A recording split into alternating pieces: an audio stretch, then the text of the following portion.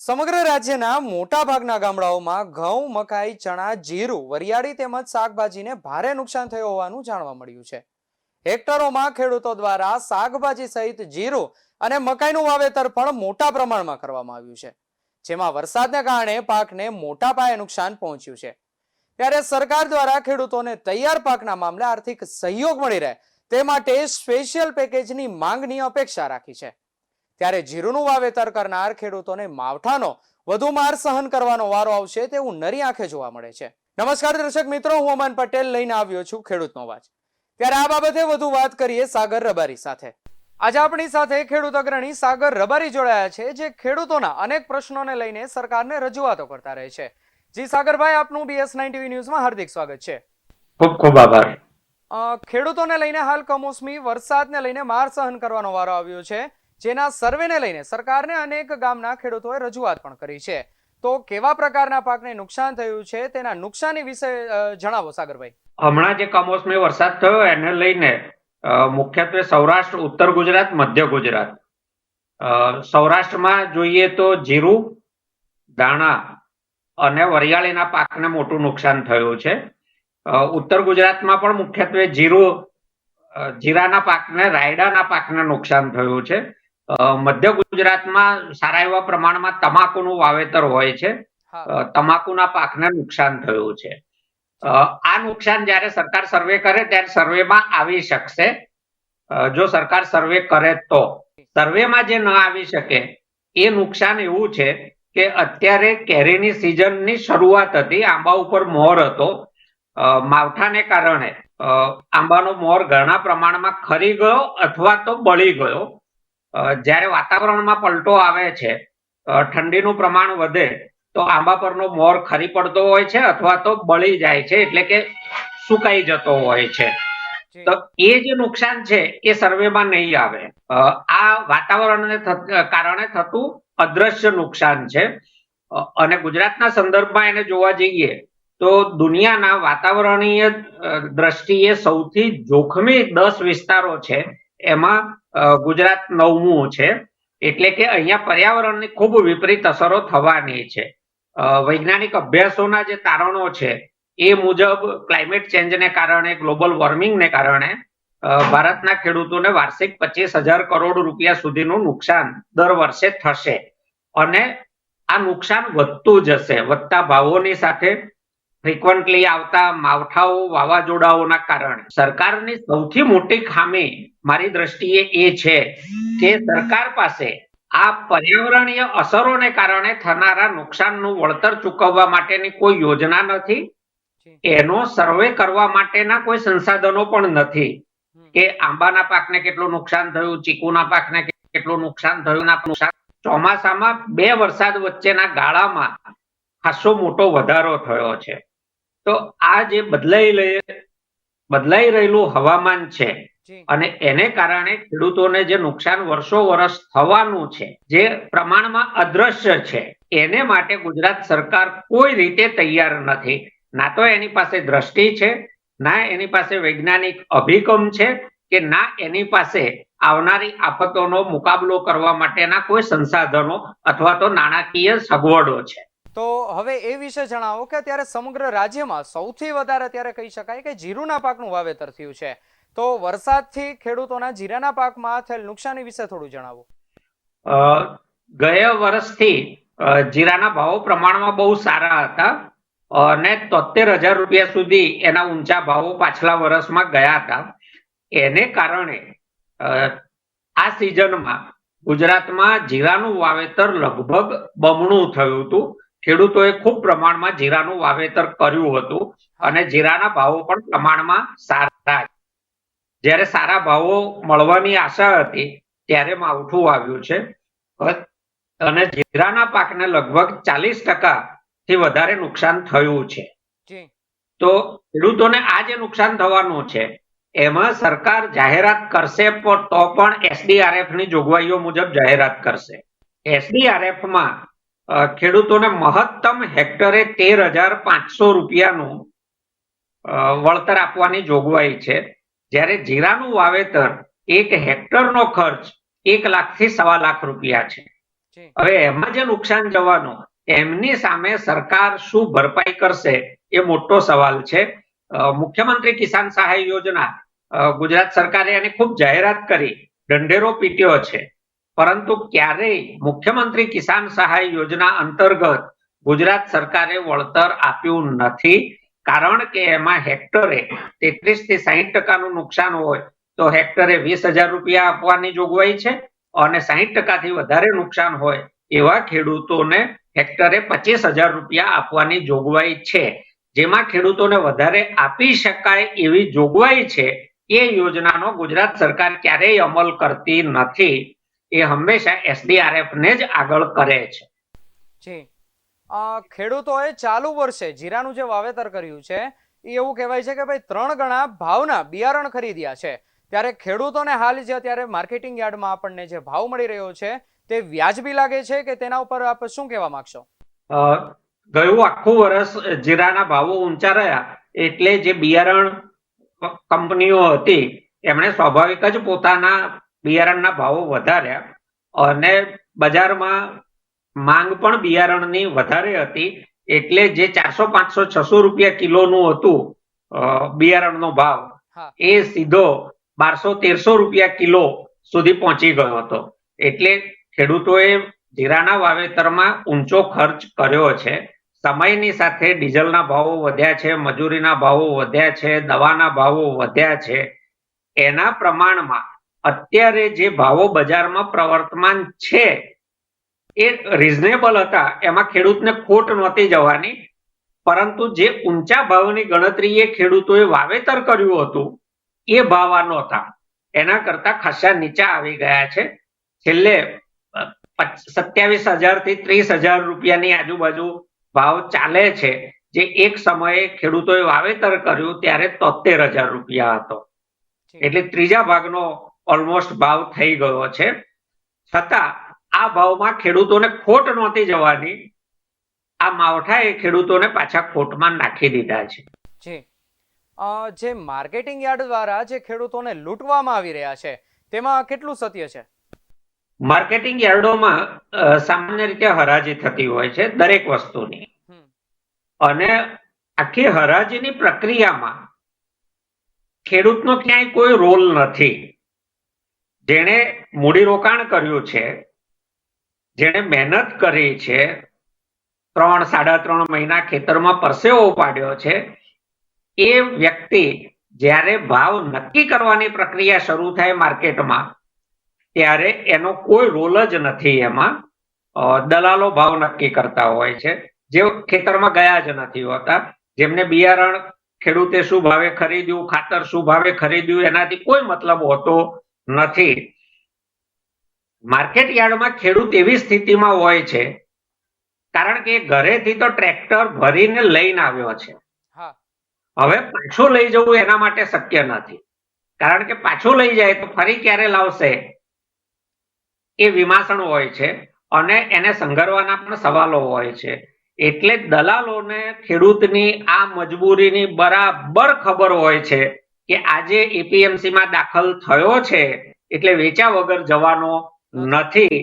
સામે માંગ અને પુરવઠાની જે વાર્તાઓ સામાન્ય અર્થશાસ્ત્રમાં કહેવાતી હોય છે એ અહીંયા APMC માં માંગ પુરવઠાની વાત લાગુ પડતી નથી.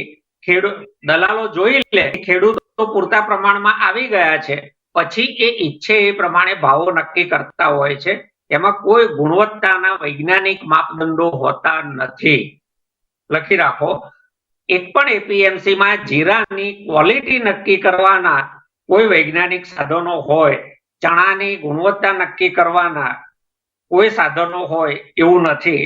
ખેડૂતની ગરજ અને વેપારીને કેટલા માલની જરૂર છે આ બેને આધારે વચ્ચે દલાલો ભાવ નક્કી કરતા હોય છે. એટલે કોઈક અપવાદો બાદ કરતા સામાન્ય રીતે APMC માં ગયેલો ખેડૂત APMC માંથી બહાર નીકળે ત્યારે એના મનમાં એ જ ભાવ હોય છે કે હું લૂંટાઈ ગયો. તો આ બાબતે ખેડૂતોએ પોતાનો અવાજ ઉઠાવવો જોઈએ કે પોતાની જ જે ઉત્પાદન છે તેને કેટલા ભાવમાં વેચવું, તો એ બાબતે કોઈ સંગઠનો દ્વારા કોઈ વિચાર કરવામાં આવ્યો ખરો? આ બાબતમાં મારું જે સંગઠન છે એ સતત ખેડૂતોમાં જાગૃતિ ફેલાવવાનું કામ કરે છે. આ બાબતમાં ખેડૂતની જે મજબૂરી છે તે એ છે કે એની પાસે પ્રોસેસિંગના સાધનો નથી, સ્ટોરેજના સાધનો નથી અને હોલ્ડિંગ કેપેસિટી નથી. એટલે પોતાનો માલ ન વેચે, મૂકી રાખે. ધારો કે પોતાની પાસે સંગ્રહની હોય વ્યવસ્થા, મૂકી રાખવો હોય તો સામે જે ચઢેલા ખર્ચ છે, બાકી દેણા ચૂકવવાના છે, એ કેવી રીતે ચૂકવવા? એટલે એ પણ એક ખેડૂતની મોટી મજબૂરી હોય છે. મારું સંગઠન જે જાગૃતિનું કામ કરી રહ્યું છે તે એ છે કે બને ત્યાં સુધી કોઓપરેટિવ સોસાયટીઓ છે એનાથી માલ વેચો, પોતાના ફાર્મર્સ પ્રોડ્યુસર્સ કંપનીઝ બનાવો, જેમાં સરકાર પણ ખાસી મદદ કરે છે ફાર્મર્સ પ્રોડ્યુસર્સ કંપની બનાવવામાં, અને એના માધ્યમથી પોતાના માલની પ્રોસેસ કરી અને એનું માર્કેટિંગ કરો. જો પ્રોસેસિંગ અને માર્કેટિંગ ખેડૂતો કરતા થાય તો એગ્રીકલ્ચર જેટલો પ્રોફિટેબલ બિઝનેસ કોઈ નથી. કારણ કે 2000 રૂપિયા મણ લેવાયેલો માલ માત્ર એને વ્યવસ્થિત સાફસૂફ કરી અને આકર્ષક 500 ગ્રામ અને કિલોના પેકિંગમાં પેક કર્યા પછી એ 200 ને 250 રૂપિયા કિલો પણ વેચાય છે. એટલે સવાલ ઉત્પાદન છે, ગ્રાહક છે, વચ્ચે પ્રોસેસિંગ અને માર્કેટિંગ ની ચેનલ જો એસ્ટાબ્લિશ થાય, ખેડૂતો આ શોષણમાંથી કાયમ માટે બહાર નીકળી શકે અને ખેતી નફાકારક બની શકે. એટલે ખેડૂત સંગઠન તરીકે અમે સતત ખેડૂતોને આ બાબતમાં પ્રોત્સાહિત કરીએ છીએ, માર્ગદર્શન આપીએ છીએ. ગુજરાતમાં કેટલાક ફાર્મર્સ પ્રોડ્યુસર્સ બન્યા છે, એ પોતાની રીતે સારું કામ શરૂ કરી દીધું છે અને એના ધીરે ધીરે ખેડૂતોને લાભ પણ દેખાઈ રહે. એટલે જેમ જેમ આ લાભ દેખાશે એમ એમ વધારે ને વધારે ખેડૂતો એમાં જોડાશે અને આ ખેડૂતોના એકવાર ફાર્મર્સ પ્રોડ્યુસર્સ કંપનીઝ બની જાય તો પછી એ લોકોનું ઇન્ટરનલ કોઓર્ડિનેશન પણ કરી શકાશે. જી, એક મહત્વનો પ્રશ્ન તમને પૂછવા માંગીશ કે ભાઈ અનેક એવા પક્ષો હતા કે જેના દ્વારા ખેડૂતોને હાલ સમર્થન મળી રહ્યું હતું, ત્યારે હાલ પક્ષ પલટામાં પણ ખેડૂતોને સમર્થન મળશે ખરું? પલટાની બાબતમાં ખેડૂતો સમર્થન આપે એ બહુ શક્ય નથી. ખેડૂતોને હવે મુખ્ય સવાલ પોતાના અસ્તિત્વનો છે. અસ્તિત્વના સવાલમાં ખેડૂતો સરકારની ખેતી વિષયક નીતિઓ, ખેતીને અપાતું પ્રોત્સાહન, ખેતીને ફાળવાતું બજેટ અને ખાસ તો ખેતીમાં માળખાકીય સુવિધાઓ મેં કહી કે પ્રોસેસિંગ, પેકેજિંગ, માર્કેટિંગ, એમાં ખેડૂતોનો જે હાથ પકડે એની સાથે ખેડૂતો રહેશે. જી, હાલ જે તમે એક વાત પ્રકાશમાં લાવ્યા હતા કે ભાઈ દેશમાં કૃષિનો જે જીડીપી આવ્યો હતો હમણાં સામે કે 0.8% આવ્યો છે, તો તેના વિશે તમે શું કહેશો? જો જીડીપી નો હમણાં જે સરકારી આંકડો પડ્યો એ વધારીને છે, ઊંચો છે, પરંતુ એમાં સેક્ટર વાઇઝ જુઓ તો કૃષિનો જીડીપી -0.8 છે, નેગેટિવ છે. અને -0.8 એ નાનો આંકડો નથી. જ્યારે ઓવરઓલ જીડીપી જોતા હોઈએ ત્યારે -0.8 એ મોટો આંકડો કહેવાય. તમે સેક્ટર વાઇઝ જોશો તો માઇનિંગ નો ઊંચો છે. હવે તમે જેટલા ખનીજો વધારે ખોદો તો એમાં તમે કંઈક નવું સર્જન નથી કરી રહ્યા. હજારો વર્ષથી જે સંગ્રહાયેલું હતું એને તમે ખોદીને વેચી રહ્યા છો અને એનું મૂલ્ય ગણી રહ્યા છો, એટલે એ જીડીપી વધારે દેખાય છે. સર્વિસ સેક્ટરનો વધારે છે. તમે જોઈ લો કે આખા જીડીપીના સેક્ટર વાઇઝ જીડીપીના આંકડા જોશો તો એમાં જે રોજગાર આપે એવા જીડીપી વધ્યો નથી અને એનું પરિણામ છે કે આપણને બજારમાં બેરોજગારી મંદી છે. નરી આંખે આપણને બેરોજગારી અને મંદી દેખાવા છતાં જીડીપી નો આંકડો ઊંચો આવે છે, કારણ કે હજારો વર્ષથી જે સચવાયેલું હતું એ ખોદીને આપણે વેચી રહ્યા છીએ. એમાં વીજળી સેક્ટર નો જીડીપી વધ્યો છે. તો તમે જુઓ કે વીજળીમાં છેલ્લા વર્ષમાં અને સતત મહિનાઓમાં પર યુનિટ ભાવ કેટલો વધી રહ્યો છે. હવે પર યુનિટ ભાવ વધે છે તો રાજ્યમાં અને દેશમાં રોજના કરોડો યુનિટ વપરાય છે વીજળીના. જી. હવે એમાં 10 પૈસા પણ ભાવ વધે તો સ્વાભાવિક છે કે એના જીડીપીમાં વધારો થવાનો છે, કારણ કે કરોડો, રોજના કરોડો ગુણ્યા મહિના ગુણ્યા ક્વાર્ટર થાય ત્યારે એ આંકડો અબજોમાં પહોંચે, એટલે જીડીપી વધે. એનો અર્થ એ નથી કે લોકો સુખી થયા, ઉલટો લોકોના ખિસ્સા ઉપરનો બોજ વધ્યો છે. જી. જીડીપી ની આવક વધે છે તો જીએસટી ની આવક વધે છે તો જીડીપી માં તો વધારો દેખાવાનો છે, ટેક્સ ની આવકમાં વધારો દેખાય છે. એનો અર્થ એ નથી કે લોકો સુખી થયા, લોકોના ખિસ્સામાંથી એટલા પૈસા વધારે ખેંચાયા છે.